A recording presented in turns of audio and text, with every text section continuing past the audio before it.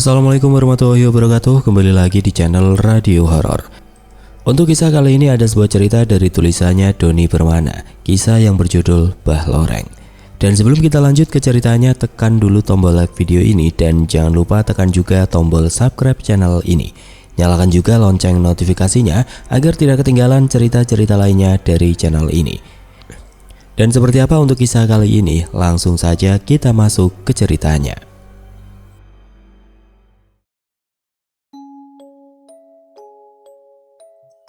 Ini adalah kisah anak angkatku, sekarang Nur kelas 1 SMP. Tinggal bersama istriku di kampung Pangadegan, Desa Pagelaran Cianjur. Nama panggilannya Nur dan nama lengkapnya Siti Rohimah. Kisah itu dimulai saat dia kelas 1 sekolah dasar sampai kelas 4 SD. Kala itu dia tinggal bersama neneknya di kampung Padamaju. Ibu dan bapaknya sudah bercerai setelah dia dilahirkan. Sekarang ibunya tinggal di Lombok dan bapaknya tinggal di Bandung. Namun tidak ada yang mau membiayainya meskipun mereka masih ada. Awal mula kisahnya dimulai saat dia berangkat dan pulang sekolah dasar. Nur berangkat sekolah setelah azan subuh. Karena jarak tempuh perjalanan ke sekolah membutuhkan waktu hampir 2 jam lebih berjalan kaki. Paling cepat 2 jam jalan setengah berlari. Bisa juga tidak berangkat sekolah, bukan artian dia membolos, melainkan ada sosok Bah Loreng yang menghalangi jalannya. Walaupun jarak rumahnya begitu jauh dari tempat sekolah, namun tidak menghalanginya buat menuntut ilmu. Sedikit penjelasan, rumahnya terletak di atas gunung. Bisa juga menyebutnya bukit, dan hanya ada 2 rumah di atas gunung tersebut, yaitu rumah neneknya dan rumah buyutnya. Dia berangkat sekolah selalu diantar sama nenek atau kakek buyutnya. Namun tidak tiap hari juga mereka bisa mengantar ke sekolah. Terkadang dia harus berangkat sendiri dan dia hanya diantar sampai menuruni bukit saja, tidak diantarkan ke sekolahnya.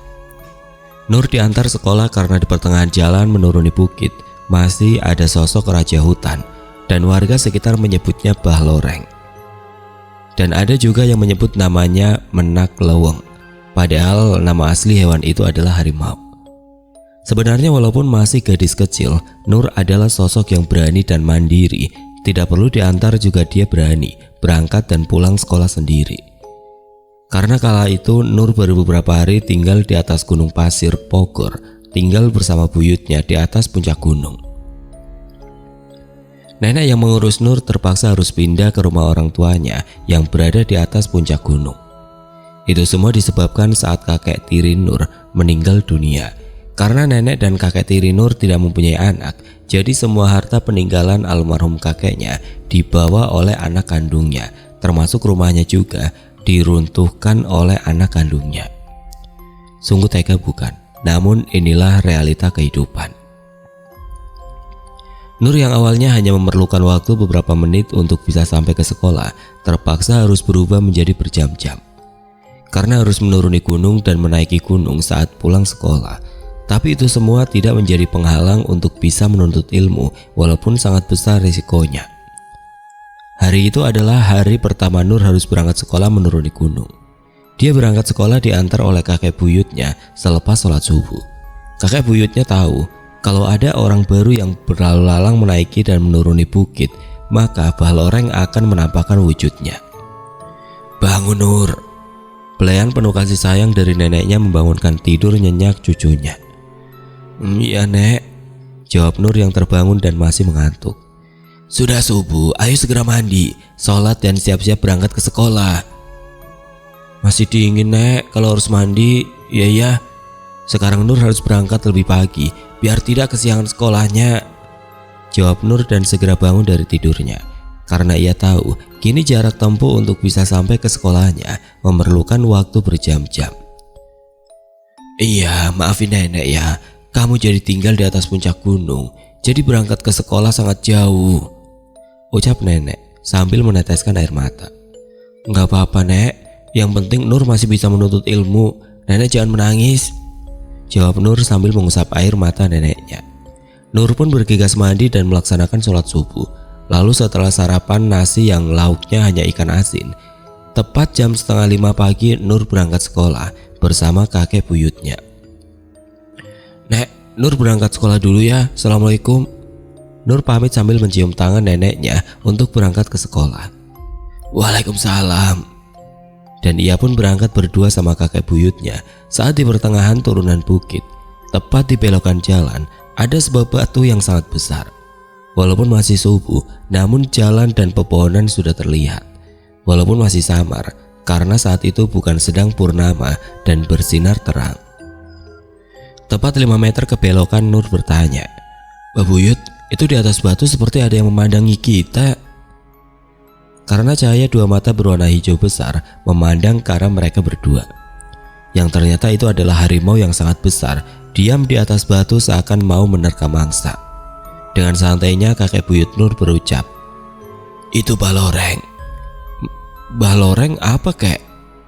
"Kucing besar cu, insya Allah dia tidak akan mengganggu." "Kok kucing besarnya terus menatap kita kek?" tanya Nur saat tepat berpapasan dengan harimau yang berbaring di atas batu yang sangat besar. "Gak apa-apa cu, jangan takut ataupun lari ya." "Permisi mbah, numpang lewat. Saya bersama cucu, tolong jangan diganggu," ucap kakek buyut penuh santun bicara dengan harimau. "Kok kakek bicara sama kucing? Emangnya dia galak ya?" tanya Nur dengan polosnya. "Iya, dia galak kalau sama orang yang tidak dikenal, apalagi sama manusia yang merusak lingkungan. Makanya kakek kenalin kamu ke kucing besar itu." "Baloreng kucing peliharaan kakek bukan?" tanya Nur kembali. "Bukan cu, justru dia yang berkuasa di tempat ini." "Oh begitu ya. Nanti kalau kamu berangkat dan pulang sekolah sendiri, kamu jangan takut ataupun lari ya. Jika takut lebih baik diam saja." "Iya kek."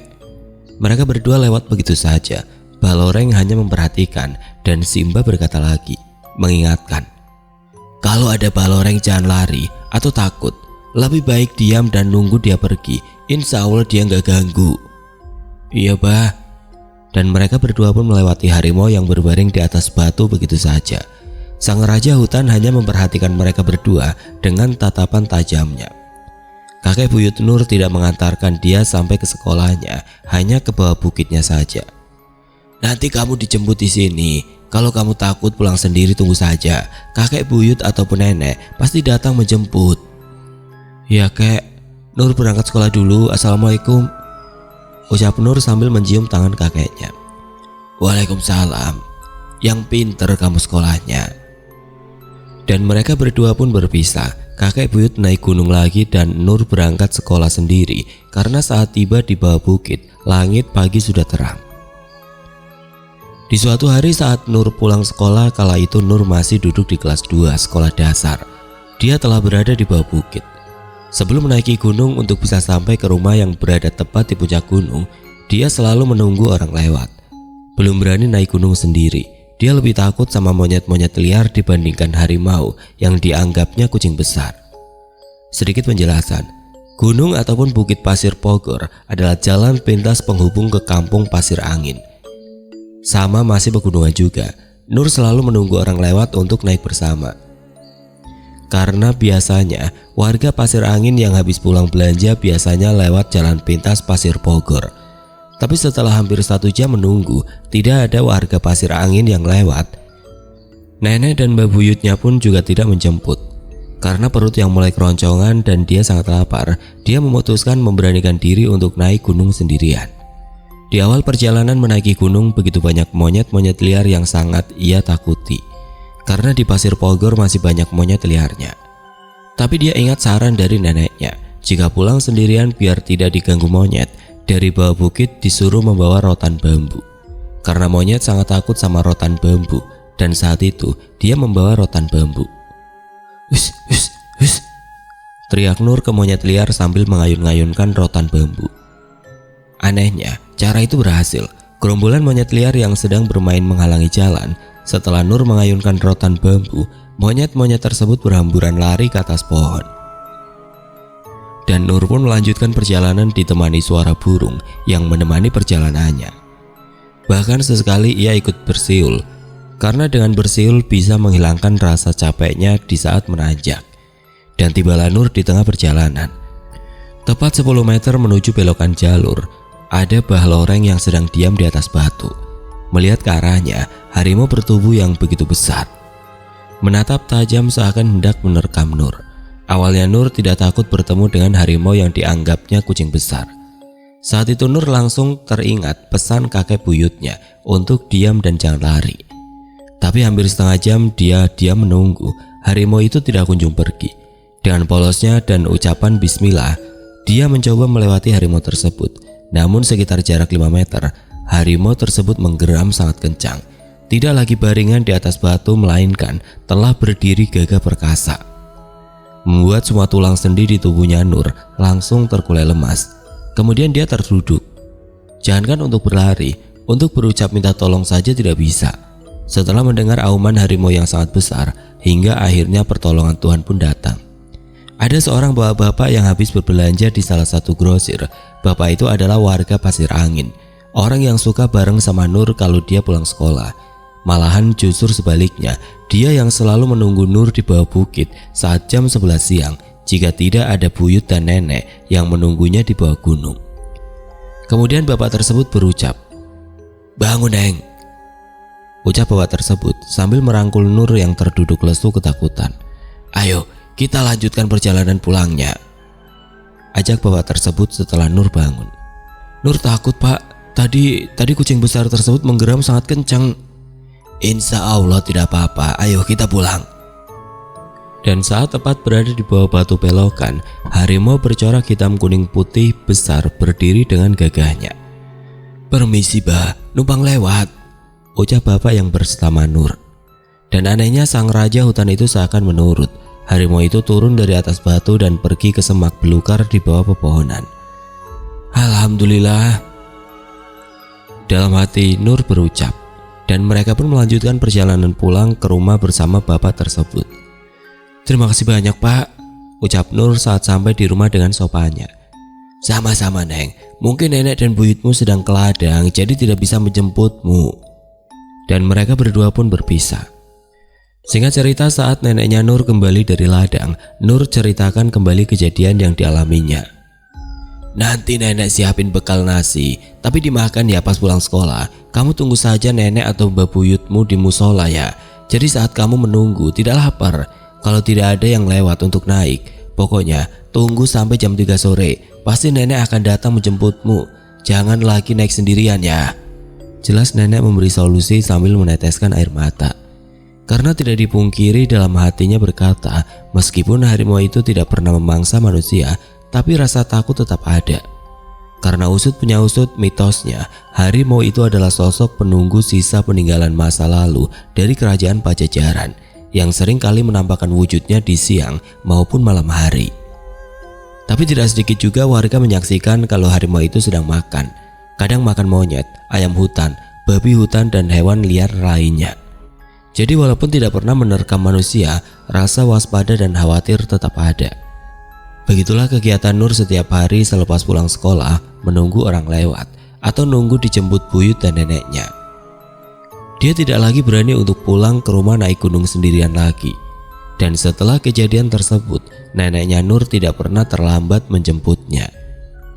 Dan hingga suatu hari tepat jam 11 siang, nenek Nur telah menunggu kepulangan cucunya di musola, tidak mau mengandalkan orang lain lagi. Keselamatan cucunya sangat berharga di mata neneknya karena dia hanya mempunyai satu orang anak yang telah pergi tidak diam di rumah. Ibunya Nur tinggal di Lombok bersama suami barunya. "Nenek," teriak cucu kesayangan karena telah melihat dirinya menunggu di musola. "Capek ya?" ucap nenek sambil mengelap keringat cucunya dengan baju yang dipakainya. Karena jarak untuk bisa sampai ke musola bawah bukit juga memerlukan waktu tempuh setengah jam dengan trek menanjak dan menurun. Namun tidak hutan lebat, melainkan sudah ada beberapa rumah penduduk di sepanjang jalannya. "Gak apa-apa, Nek, capek juga. Yang penting Nur bisa sekolah dan bertemu banyak teman, jadi capeknya hilang." "Maafin nenek ya, kalau saja rumah nenek tidak diruntuhkan, mungkin kamu berangkat dan pulang sekolah tidak sejauh ini." "Nenek jangan nangis, dengan bersekolah Nur pasti menggapai cita-cita dan mau buatkan nenek rumah baru," jawab Nur dengan polosnya. "Amin, ayo kita pulang." Kok ibu guru tidak pernah memarahi Nur ya? Walaupun hampir setiap hari kesiangan, yang ada malah menangis di saat Nur datang ke kelas. Nur membuka percakapan saat perjalanan pulang. Ibu guru pasti mengerti kalau rumah kita sekarang jauh, jadi kamu tidak dimarahin kalau kesiangan juga, jawab nenek sambil mengusap rambutnya Nur. Malahan sekarang ibu guru selalu ngasih uang jajan setiap harinya, tapi uangnya Nur tidak jajanin, tapi dimasukin celengan, Nek. Jadi kamu tidak jajan di sekolah? Tanya nenek. Jajan pakai uang nenek. Kok ibu guru dan guru lainnya jadi baik juga setelah Nur ceritain ketemu kucing besar saat berangkat dan pulang sekolah? Yang penting kamu jangan pernah meminta, tapi kalau dikasih diterima saja, dan ingat harus berucap. Terima kasih, jawab Nur penuh senyuman. Saking asiknya mengobrol, Nur dan neneknya telah sampai di pertengahan gunung. Dan untungnya di atas batu besar tersebut tidak ada harimau yang biasa terbaring di atasnya. Kucing besarnya nggak ada, Nek, ucap Nur dengan polosnya menunjuk ke arah batu. Iya, tidak ada. Dan di saat melewati batu tersebut jarak 3 meter di depan mereka berdua terdengar suara gesekan semak belukar, membuat mereka berdua menghentikan langkahnya. Nek, ucap Nur ketakutan saat melihat kucing besar keluar dari semak belukar ke jalan dan langsung memeluk erat tubuh neneknya. Jangan lari ya Nur, diam saja. Mereka berdua berdiri mematung di tengah jalan, tidak lari, dan betapa mendebarkan hati nenek dan Nur saat harimau besar tersebut berjalan menuju ke arah mereka. Harimau tersebut keluar dari semak dan berjalan gagah mendekati mereka berdua. Tubuh Nur dan neneknya bergetar hebat. Badan yang tadinya berdiri setelah selangkah demi selangkah harimau itu mendekati, langsung terduduk lesu tidak berdaya. Mereka berdua duduk terkulai lemas sambil memeluk satu sama lain. Ya Allah, selamatkanlah kita berdua. Bah, tolong jangan ganggu kita berdua, doa nenek kepada Allah sambil menangis dan menahan ketakutannya. Dan seakan Allah mengabulkan doa yang dipanjatkan, ternyata harimau besar tersebut hanya melewati mereka berdua begitu saja dan langsung naik ke atas batu, tempat di mana dia selalu berbaring di atasnya. Alhamdulillah ya Allah. Ayo, berjalan lagi, cepetan, ajaknya sambil merangkul Nur yang masih terduduk. Dan mereka berdua pun melanjutkan perjalanan setengah berlari. Meskipun tidak diterkam, namun rasa takut masih menyelimuti.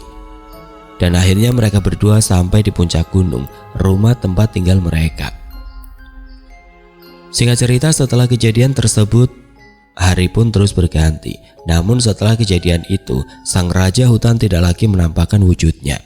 Hingga berbulan-bulan lamanya tidak lagi menampakkan wujudnya, entah itu bertemu saat berangkat ataupun saat pulang sekolah. Nur berangkat saat subuh selalu diantar kakek buyutnya, dan saat pulang selalu dijemput neneknya. Hingga di suatu hari Nur bangun kesiangan, matahari telah memancarkan sinarnya. Langsung ia bergegas mandi, makan dan berangkat sekolah. Karena saat itu malamnya nenek berpesan lebih baik jangan sekolah, karena kakek buyut dan nenek mau panen padi humak. Jadi subuh sekali mereka berdua telah pergi meninggalkan Nur yang tengah terlelap tidur, tidak membangunkannya untuk berangkat sekolah. Tapi walaupun kesiangan, Nur tetap ingin sekolah dan berangkat sendirian. Lebih baik terlambat daripada tidak sekolah, itu yang ucapkan guru karena tahu bahwa dia kesiangan itu karena perjalanan jauh. Di atas puncak gunung ditanami padi huma dan hanya ada 2 rumah yang berada di sana. Kurang lebih jarak 500 meter dari rumah, baru menuruni hutan. Setelah jarak 10 meter berjalan kaki, tepat di bawah pohon yang besar, pohonnya pohon mahoni. Kala itu, daunnya tengah berguguran, jadi cahaya matahari masuk ke dalam hutan. Di bawah pohon tersebut, Nur bertemu kembali dengan Mbah Loreng yang sedang berjemur. Saat itu Nur masih kelas 3 SD, baru berumur 9 tahun, tidak tahu bahwa itu adalah seekor harimau. Yang ia pikirkan itu hanyalah kucing besar yang menyeramkan. Ketemu lagi. Kenapa sih kamu terus menakuti aku? Ucap Nur dalam hati. Dan dengan kepolosannya karena dia tidak tahu bahwa sebenarnya itu sosok harimau, ia melempar harimau itu dengan batu kecil yang ada di jalan setapak. Tapi harimau tidak peduli kalau dia dilempari batu. Saking polosnya karena rasa penasaran yang tinggi, dia ingin melihat wajah kucing besar tersebut lebih jelas. Nur menempelkan wajahnya ke tanah, berharap kepala kucing besar itu menengok ke arahnya. Dan harimau itu menengok ke arahnya. Ia bangun dari tidurnya dan mengaum sangat keras, melihatkan gigi yang bertaring besar. Seketika Nur bangun dan langsung berlari terbirit-birit karena sangat takut setelah mendengar suara auman dan taring yang begitu besar dari giginya. Dia berlari tidak balik lagi ke rumah, melainkan menaiki satu pohon yang ada di pinggir jalur. Harimau itu bangun dari bawah pohon, tapi anehnya tidak mengejar ataupun menerkam Nur, hanya memperhatikan saja, melihat Nur yang naik ke atas pohon. Di atas pohon Nur sangat ketakutan, baru kali ini melihat taring gigi kucing besar. Nur hanya berharap ada orang lewat yang biasa ke sawah, ataupun ada motor gunung yang selalu lewat membawa batang pohon yang ditebang. Di atas pohon Nur menangis, dan di atas pohon juga dia kencing dan BAB di celana saking ketakutannya. Hampir 1 jam menunggu, kucing yang sangat besar itu juga tidak pergi. Dan akhirnya ada motor gunung lewat dari bawah bukit yang naik ke atas. Suara motor itu membuat harimau pergi. "Kenapa, Neng? Kok naik di atas pohon sambil nangis?" tanya pengendara motor yang berhenti di bawah pohon yang dinaiki Nur. "Di sana tadi ada kucing sangat besar, tapi kucingnya turun ke semak belukar setelah dengar suara motor Bapak," jawab Nur sambil turun dari atas pohon. "Oh, Neng tadi ketemu Menak Leweng," sebutan nama harimau oleh bapak tersebut, sambil melihat ke jalan yang ditunjukkan oleh Nur. "Udah gak ada, Neng. Ayo Bapak antar ke bawah naik motor. Kamu mau berangkat sekolah kan?" ajak bapak tersebut. Karena sebenarnya bapak tersebut tahu siapa Nur dan keluarganya. "Gak usah Pak, rok saya basah, mau pulang dulu ke rumah. Tadi pipis dan BAB di celana karena takut." "Ya udah pulang dulu ke rumah, ganti rok sekolahnya, Bapak antar sampai bawah," ucap bapak tersebut sambil meneteskan air mata. "Kok Bapak nangis?" "Gak apa-apa, kamu yang semangat sekolah, yang rajin belajarnya, dan harus jadi anak yang pintar biar jadi orang sukses," jawab bapak tersebut menangis terseduh sambil mengusap rambutnya Nur. Singkat cerita, di pagi itu Nur berangkat ke sekolah diantar oleh bapak tersebut naik motor. Dan saat pulang sekolah, Nur mampir dulu ke rumah yang sudah menganggap Nur sebagai saudara. Nur menceritakan kembali bahwa tadi pagi pas berangkat sekolah ketemu lagi kucing besar. "Mais, tadi saat Nur berangkat sekolah ketemu kucing sangat besar lagi, warnanya hitam kuning putih dan giginya bertaring besar. Nur takut," jelas Nur kepada Mak Iis. "Tadi ketemu Menak Leweng bukan? Ntar kalau ketemu lagi, pulang lagi ke rumah, jangan dilanjutin berangkat sekolahnya," jawab Mak Iis sambil menangis. "Kenapa nangis, Mak? Nur harus sekolah, Mak, pengen jadi orang sukses." "Ya udah, ntar kalau ketemu lagi kucing besar dan menghadang Nur di tengah jalan, cara ngusirnya pakai daun pisang yang sudah kering. Insya Allah pasti Menak Lewengnya pergi," jelas Mak Iis sambil menangis. "Ya udah, sebelum pulang kamu makan dulu. Itu ada nasi sudah matang, seadanya saja lauknya, Mak," ucap Mak Iis lagi sambil mengusap air matanya. Singkat cerita, Nur pulang ke rumah sambil membawa daun pisang yang sudah kering, takut ketemu harimau lagi. Dan di hari itu adalah hari yang paling sial bagi Nur. Karena di pertengahan jalan saat menanjak, posisinya pas lagi nanjak-nanjaknya, terdengar suara semak belukar yang tersibak oleh hewan yang mau turun. Dia bersiap memegang erat daun pisang dan lengan satunya memegang batu. Tapi ternyata yang keluar dari semak itu bukan harimau, melainkan 5 ekor babi hutan. 2 ekor sangat besar dan 3 ekor masih kecil. Tepat 3 meter di depan Nur dan langsung turun ke bawah semak belukar lagi. Isengnya, seorang anak yang masih kecil, dilemparlah kawanan babi itu dengan batu yang dipegangnya dan mengenai salah satu babi. Kemudian babi itu berbalik mengejarnya. Nur berlari terbirit-birit, terjatuh dan bangun lagi, jatuh lagi, bangun lagi, lalu naik atas pohon kering. Kedua siku tangan dan kedua dengkul kaki terluka mengeluarkan darah. Dan selang beberapa saat kawanan babi pun pergi karena Nur naik ke atas pohon. Setelah dirasa aman, Nur menuruni pohon dan melanjutkan perjalanan pulangnya. Tapi besoknya Nur tetap bersemangat bersekolah walaupun kaki, tangan, dan keningnya terluka. Di tahun 2017 saya telah menikah dengan istri dan usia pernikahanku baru menginjak 1 tahun lebih. Saat itu saya masih bekerja di salah satu pabrik sepatu merek ternama di kota Sukabumi. dan selalu pulang ke rumah hanya sebulan sekali, tapi terkadang bisa 2 kali. Rumah istri saya di Cianjur Selatan, Pagelaran tepatnya. Awal mula kisah itu didapat saya saat sedang cuti lebaran dan cukup liburnya di kampung istri. Saya angkat Nur jadi anak, bawa dia ke rumah dan lanjutin sekolahin dia. Setelah saya tahu kisah tentang rumah yang dirobohkan, semua harta neneknya dibawa sama anaknya. Waktu itu pas libur lebaran, saya diajak bersilaturahmi ke rumah kakak mertua istri saya, yang ternyata kakak ibu mertua saya adalah buyutnya si Nur.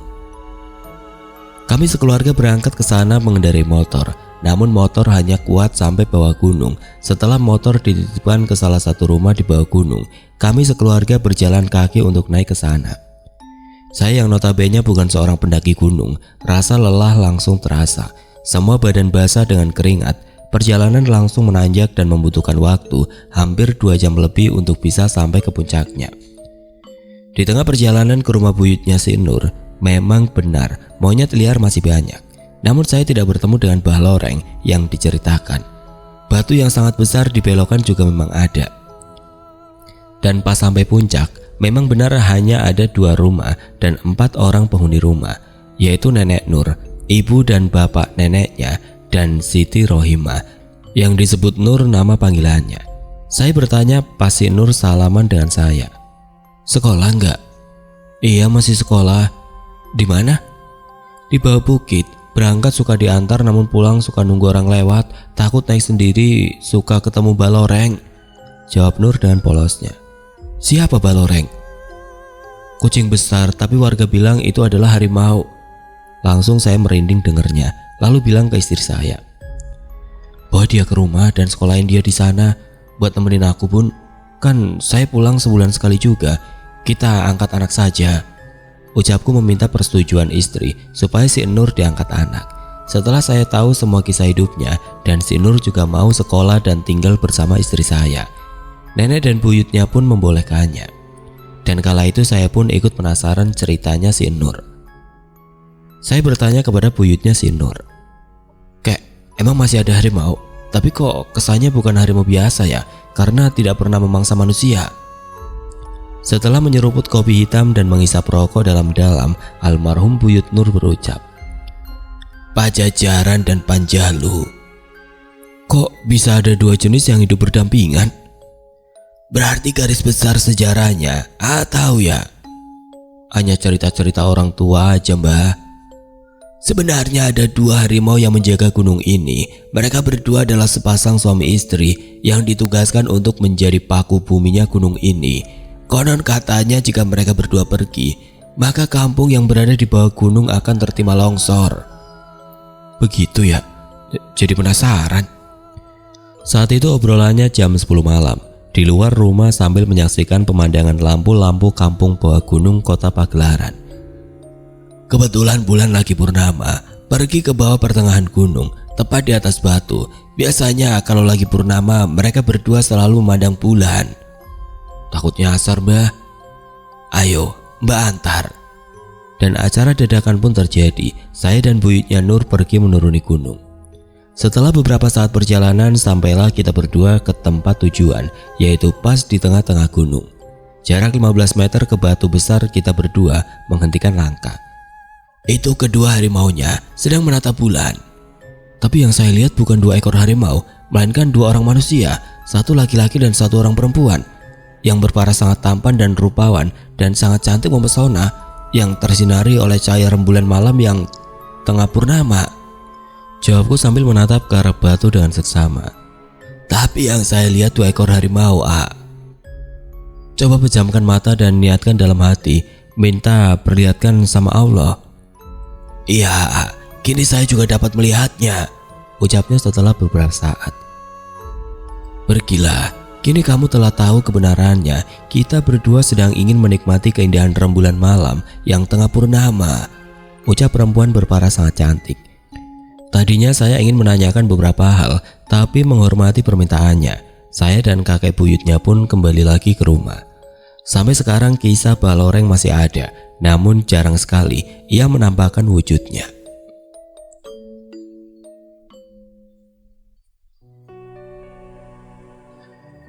Oke teman-teman, sekian untuk kisah kali ini. Bagaimana menurut kalian tentang kisah ini? Tulis komentar kalian di kolom komentar. Dan buat teman-teman yang baru bergabung, jangan lupa untuk like, komen, share, serta subscribe channel ini. Dan nantikan kisah-kisah horor berikutnya tetap di channel Radio Horor. Wassalamualaikum warahmatullahi wabarakatuh.